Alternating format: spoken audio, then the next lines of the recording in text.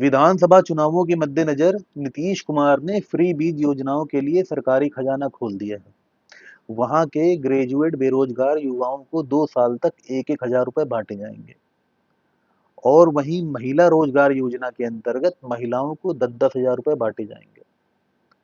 और अगर 6 महीने बाद उनका व्यवसाय सफल रहा तो 2 लाख रुपए और दिए जाएंगे। वैसे इस वाली योजना में ये अच्छी चीज है। हो सकता है 2 लाख रुपए के लालच में ही सही, लेकिन कुछ महिलाएं वाकई स्वरोजगार पर ध्यान दें, वरना ज्यादातर तो खा पी कर उड़ा ही दिया जाता है।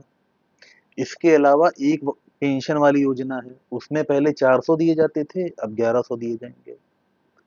और एक योजना है जिसमें कंस्ट्रक्शन वर्कर्स यानी कि लेबर मजदूर, उनको 5 हजार रुपए दिए जाएंगे।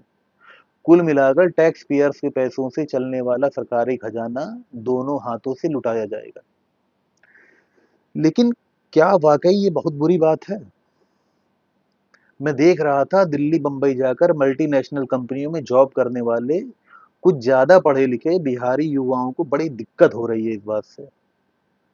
वैसे तो जरूरत से ज्यादा पढ़े लिखे लोगों को हर बात से दिक्कत होती है, क्योंकि उन्हें कोई बात समझ नहीं आती। खुद को सिद्धांतवादी दिखाने का रोग लग जाता है। उन्हें नहीं समझ आता कि दुनिया सिद्धांतों से नहीं चलती। राहुल गांधी 5 साल बाद 60 साल के हो जाएंगे और पिछले 20 सालों से भारतीय राजनीति को समझने की ट्रेनिंग ले रहे हैं और अभी तक समझ नहीं पाए हैं। मैं हमेशा से कहता आया हूं, जिसे भारत की राजनीति समझनी हो उसे सबसे पहले प्रधानी का चुनाव समझना चाहिए। कितना भी सज्जन ईमानदार उम्मीदवार हो, कितना भी अच्छा काम किया हो, एक दिन पहले दारू मुर्गा और 500 रुपए में चुनाव पलट जाता है। बाकी सड़क वड़क विकास वगैरह उसके बाद की बातें हैं और उसे भी इग्नोर नहीं किया जा सकता। यानी कि दोनों चीजें साधनी पड़ती हैं। एक सज्जन है मेरी फ्रेंड लिस्ट में, आवारा बंजारा करके कुछ नाम है। बड़े फ्रस्ट्रेटेड हैं, हमेशा तमतमाए रहते हैं कि सरकार मध्यम वर्गीय टैक्स पेयर्स का खून चूस कर 5 किलो राशन बांट रही है। क्यों भाई? सरकार राशन न बांटे तो क्या करे तुम बता दो। आपके खोखले सिद्धांतों के चक्कर में सत्ता से बाहर हो जाए और फिर जो दूसरी पार्टी आएगी वो मनरेगा योजनाएं चलाएगी, फ्री भोजन की स्कीम चलाएगी, किसानों को पहले कर्ज बांटेगी फिर माफ करेगी। इतना बता दो कि सरकार के पास ऑप्शन क्या है।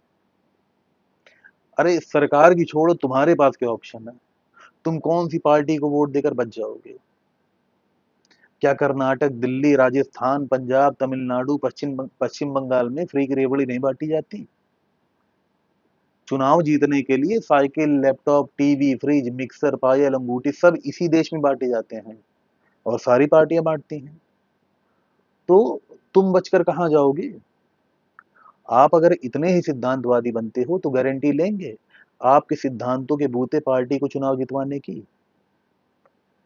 पार्टी सत्ता से बाहर हो जाए और आपके सिद्धांतों को लेकर चाटे, आपका खुद का घर चल जाता है सिद्धांतों से।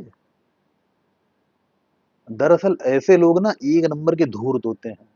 इन्हें फ्री बीज स्कीम से दिक्कत नहीं है, इन्हें टैक्स देने से दिक्कत है। होंगे किसी सरकारी नौकरी में, जब साल में 2.5-3 लाख कटते होंगे तो इनकी कल्लाती होगी और वही भड़ास निकालते हैं बहानेबाजी से। ऐसे लोगों को लगता है वो टैक्स देकर सरकार पर एहसान कर रहे हो। कोई एहसान नहीं कर रहे हो भाई। जिस देश में रहकर सुविधाओं का लाभ उठाते हो उसका भाड़ा भरते हो। ये सड़क, बिजली, पानी, बाजार, सुरक्षा ये सब फ्री में नहीं मिलता, कीमत चुकानी पड़ती है। नहीं तो चले जाओ किसी जंगल में, वहां कोई टैक्स नहीं पड़ता, ना वहां फ्री बीज वाली स्कीम चलती है।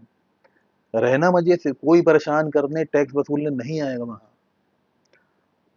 हम मानते हैं कि फ्री बीज स्कीम देश के दीर्घकालिक विकास में बाधा है, लेकिन ऑप्शन क्या है? इतना ही हो सकता है कि जब आज से 50 साल बाद देश इतना विकसित हो जाए कि प्रति व्यक्ति इनकम इतनी बढ़ जाए कि फ्री बीज स्कीम अप्रासंगिक हो जाए, तब ये सब अपने आप बंद हो जाएगा। तब तक कोई ऑप्शन नहीं है, पूरे देश के किसी राज्य में नहीं है। और अगर बहुत दिक्कत हो तो इंग्लैंड अमेरिका चले जाओ, वहां इतना टैक्स भरना पड़ेगा ना कि गोटियां उछलकर आंखों में आ जाएंगी। इसमें राजनीतिक पार्टियों की कोई गलती नहीं है, गलती देश की जनता की है। जिनको बहुत दिक्कत हो वो देश की जनता को सुधारने का ठेका ले लें। ना जनता को चाहिए होगा, ना सरकारें बाँटेंगी, फिर पार्टियाँ तो अपने आप ही सुधर जाएँगी ना। नहीं तो जिसके पास कोई दूसरा बेहतर ऑप्शन हो वो बताया कर।